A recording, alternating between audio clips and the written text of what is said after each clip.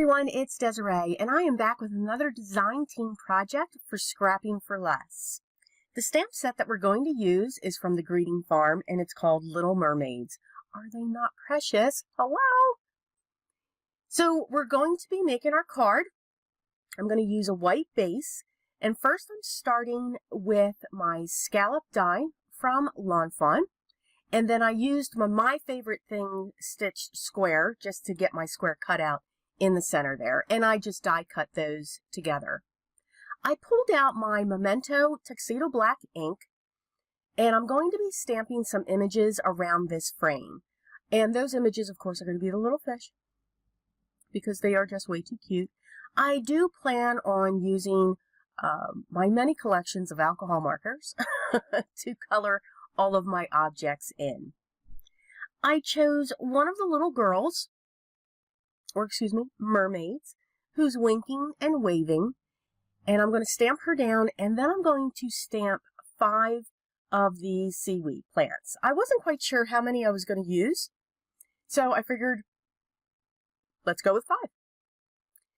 So these alcohol markers here are actually from Stampin' Up. They're Stampin' Blends, and I really like them. And I really like this shade of green. So this seems to be my shades that I pull when it comes to my greens.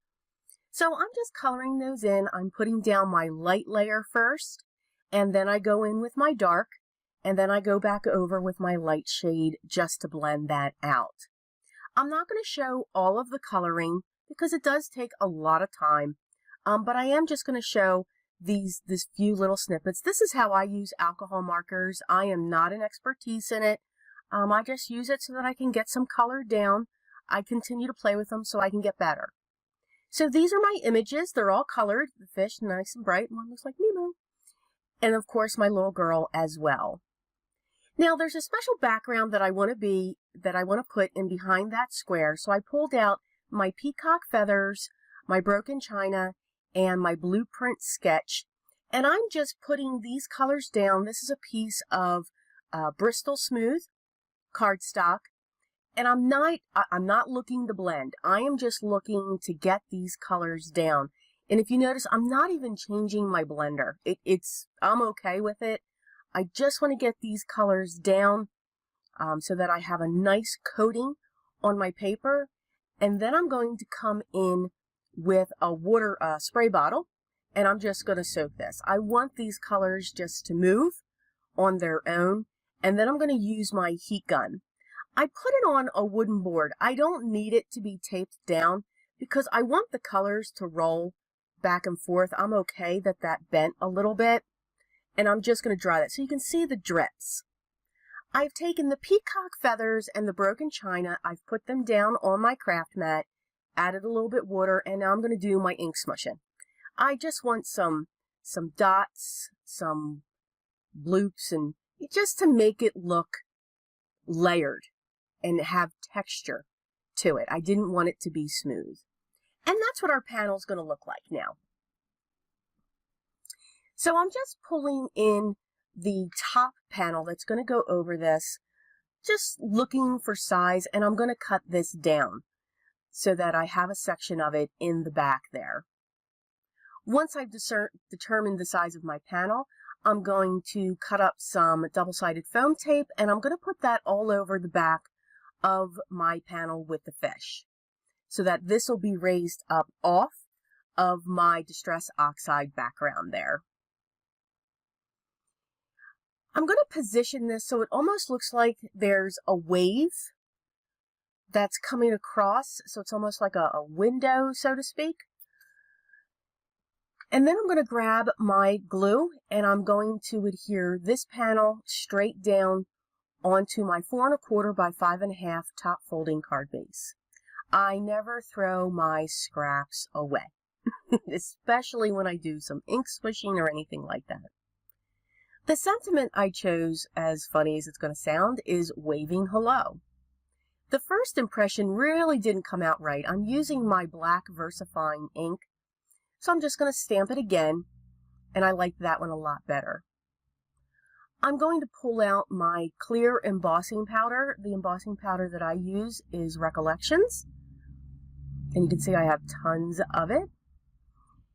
And now that we have that set, we're going to play around with our pieces. So I'm going to set in place the seaweed down on the bottom right-hand corner. And 2 of them are going to go down directly onto the card. And then the third is going to, of course, be on the top, and I'm going to prop that up with some foam tape. Again, just to give it dimension. I do like a lot of dimension. I like a lot of textures when it comes to my cards. Very rarely will you see me make a single layer. I don't like to say flat, but a single layer card.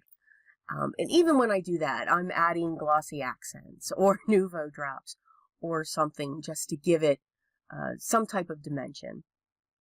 Once I have the seaweed in place, I'm going to place my little mermaid there in behind the seaweed and just to the bottom right corner of the window. I want the wave to show above her. I'm going to trim down my sentiment on each side, and then I'm going to use my scissors, sitting here playing with it. Did I want it straight? And again, if you're not sure, cut it whatever the simplest way first, so that you can always make other cuts if you should change your mind. I'm always changing my mind, no matter what. It just happens. I am a vintage photo fan, so just to make this sentiment stand out just a little bit, I'm just inking around the edges so that it doesn't get lost. And then I'm going to prop that up using some foam squares, and I'm going to set that right onto my card base there. I also like to curve the edges whenever I fishtail a sentiment. Again, there's that dimension. Got to give it some texture. I'm adding some glue dots all around. I'm going to use my pretty pink Posh. Say that 5 times fast. That's a tough one for me. I have the droplets, and I have them in 2 sizes. I thought they were perfect for this card because they do look like little tiny bubbles. So I have them around the fish and, of course, in the ocean. Here are some close-ups of the card that I made in today's video. And again, this is a design team project for Scrapping for Less. I hope you enjoyed the video, and if you did, make sure you hit that thumbs up. And hey, make sure you subscribe as well. You don't want to miss anything else that's coming out. The supplies that were used in this video will be linked down below if you want to check them out. Also, if you have any questions or comments, feel free to leave them down below as well, and I will get back to you as soon as I can. Thank you so much for stopping by and watching.